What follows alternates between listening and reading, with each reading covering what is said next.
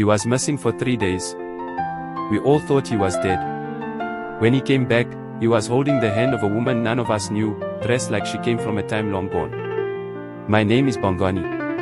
I'm from a village near the foothills of the Drakensberg Mountains in South Africa. I've worked as a guide and driver for many years, helping visitors find their way to different places around here. Hikers, tourists, researchers, you name it. This happened in 2014. A man named Ikemba came from Nigeria.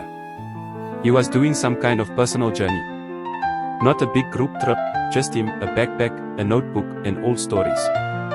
He told me he was interested in places that had history you can't find in books. He asked a lot of questions about hidden villages, old paths, and Zulu legends.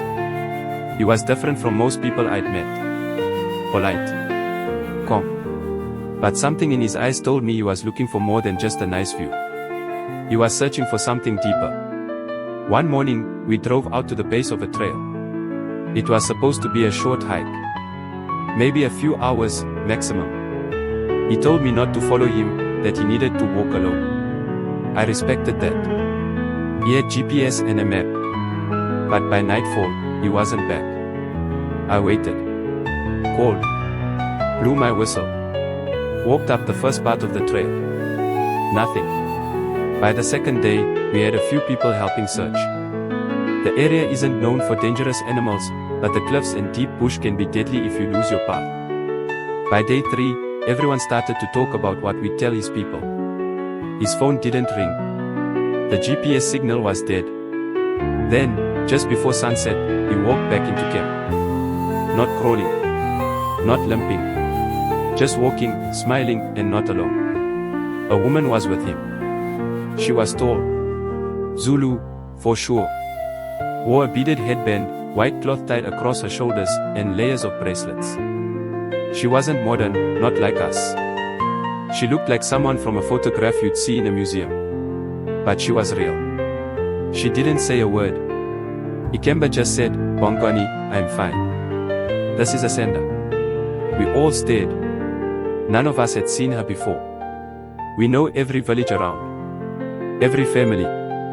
No one knew her. He told us he had gotten lost in the fog.